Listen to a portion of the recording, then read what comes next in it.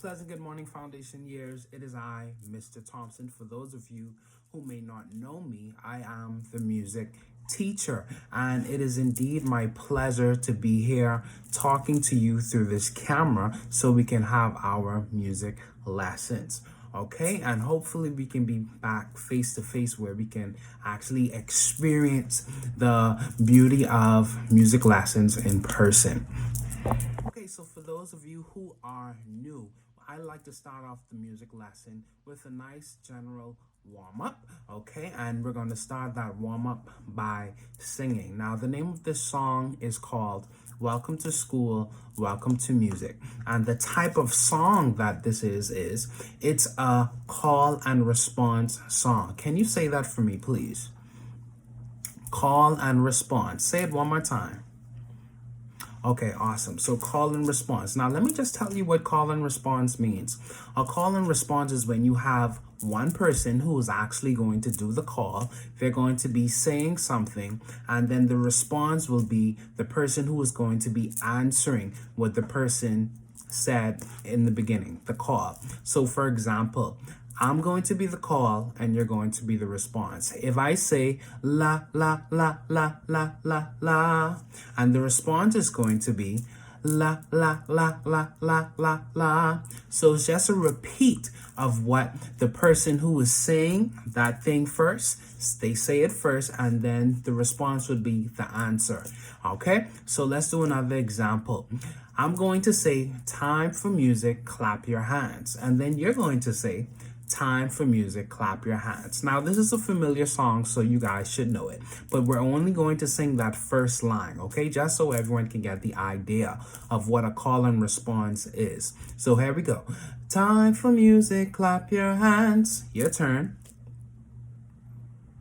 Let's do that again. Time for music, clap your hands. Your turn. Last time, I think it's getting a little bit better. Time for music, clap your hands. Your turn. Good job. I think you guys got the idea of what a call and response is. So in this song, welcome to school, welcome to music, everyone. We're going to demonstrate that call and response exercise, or that call and response concept. Okay, so the song is going to go like this. I'm going to call off the words for you because it's been a long break and some of you may not know the song, and also some of you may have forgotten the song. So I'm going to call off the words. I want you to repeat after me, and then afterwards we're going to get into singing the song. Okay, let's do it. So can you repeat after me, please? The first line goes like this, and remember, it's a call and response song. So I'm going to say the first line first, and then you're going to repeat after me. The first line goes like this. Welcome to school, everyone. Your turn. Let's do that again. Welcome to school, everyone. Your turn. Next part. Hope you have a lot of fun. Your turn. Again, hope you have a lot of fun. Next part. Now is the time to sing and play. Your turn. Let's do that again. Now is the time to sing and play. Okay? And our last line, and in this last line, we're going to add a clap. But I want you to pay very close attention to where I'm placing the clap. I'm not going to place the clap at the beginning of the song. I'm going to place it further at the end of the song, okay? But it's not going to be completely at the end. But just listen and watch, okay? So the last line is, hope you have a great day. So you fill the pause with a clap. Can you do that for me, please? I'll say it first and then you do it again. Here we go. Hope you have a great day. Your turn. Last time. Hope you have a great day. Good job. Now let's do that whole stanza again, the whole part of the first section of the song. So the song goes like this. Welcome to school, everyone. Your turn. Stay with my beat. Hope you have a lot of fun. Your turn. Next line. Now is the time to sing and play. Your turn. And the last line. Hope you have a great day. Your turn. Have a great day. Now the next stanza of the song goes like this, and this is going to be the last stanza.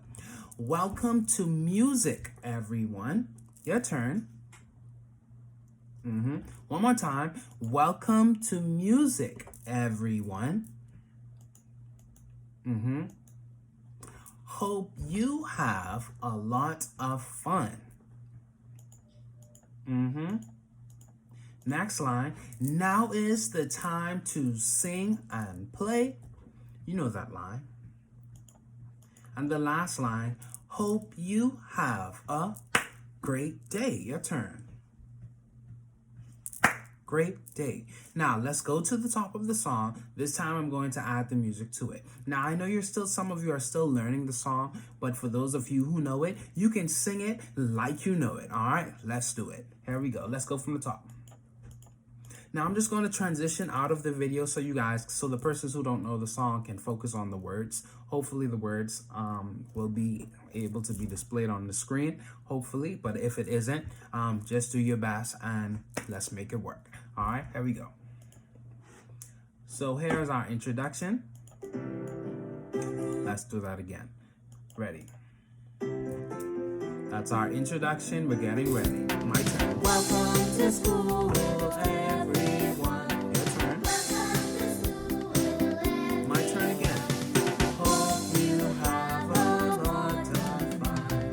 Hope you have a lot of fun. Next part. Now is the time to sing and play. Your turn. Now is the time to sing and play. Last part. Hope you have a great day. Your turn. And the last part of the poem. 1, song, 3, and welcome to music, everyone. Your turn. Welcome to music, everyone. Next line. Hope you have a lot of fun. Make sure you're smiling with your friends because we're going to have a lot of fun. Now is the time to sing and play. And the last line. Hope you have a great day. Your turn. All right, good job, foundation years. I think you guys got through that pretty well. All right, so now let's begin with the topic of the day. Just before we left for our Christmas break, we went over a topic called Peter and the Wolf. I'm not sure if some of you watched the video, but I'm just going to give you a short summary of what Peter and the Wolf was all about. So Peter and the Wolf is a story about a boy who disobeyed his grandfather. And because he disobeyed his grandfather, what he did was he was trying to catch this wolf who was causing all of this mischief throughout this town. Now, luckily, Peter was able to catch the wolf, and along with some helpers, he had some helpers who were the musketeers. He had some companions with him who were the cat, you have the cat, you have the duck, and you have, that's it, yeah. So it was the cat, the duck, and Peter. And you had the 3 musketeers along with his grandfather. Now, each of those characters, Peter, the cat, the bird, the wolf, and the 3 musketeers, and the grandfather, that's 6 characters altogether. Each of those different characters has different instruments that represent each of those characters. So for Peter, the instruments that represent him is the string family. For the cat, you have another instrument. For the bird, you have another instrument, and so forth. So what we'll be doing in this video today is we'll be talking about the different instruments that are assigned to those characters. So we're now going to do a little story time that talks about Peter and the wolf. So you can just sit back, relax, and pay attention and listen, okay? Because I just may ask you some questions about this story in a short second after we're finished with the lesson. Here we go. So Peter and the Wolf is a musical story where all the characters are represented by different instruments of the orchestra. So, for those of you who don't know what an orchestra is a large body of instruments that has about 5 different families inside of it. You have the string family, you have the woodwind family, you have the brass wind family, and you have the percussion family. So that's 4 families, okay? So 4 families. You have the string family, woodwind family, percussion family, and the brass wind family. So those are the instrument families. So Peter and the Wolf, again, is a musical story where all the characters are represented by different instruments of the orchestra. Let's move on. Sit back, relax, and enjoy. So the bird is represented by a flute, and shortly you're going to see the video of the bird who is represented by the flute. Okay, we have the duck who is represented by the oboe, and we have the cat who is represented by the clarinet. And so the cat is represented by the clarinet, and we have the grandfather who is represented by the bassoon, and the wolf who is represented by the horns, and Peter by the strings.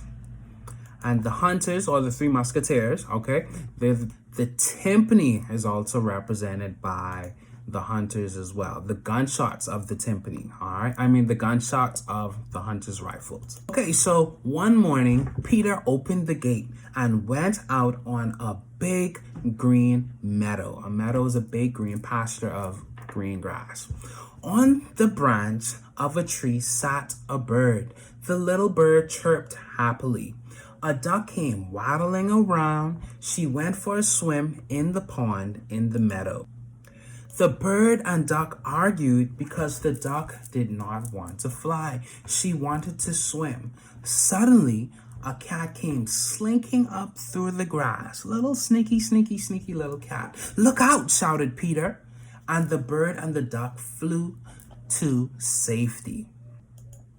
Grandpa came out. He was angry. He was so furious because Peter had gone to the meadow. How many of you did not listen to Grandpa, Grandma, Mommy, and Daddy, and you still did what you wanted to do because, I don't know, you guys need to listen more to Mummies and Daddies. But let's move on.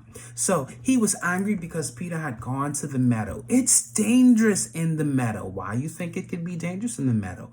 Maybe because there was a little wolf, not a little wolf, but a big wolf inside of the meadow who was just waiting who was lurking, who was waiting to pounce on Peter to try and catch him for lunch. But so he then said, if a wolf should come out of the forest, then what would you do? He demanded.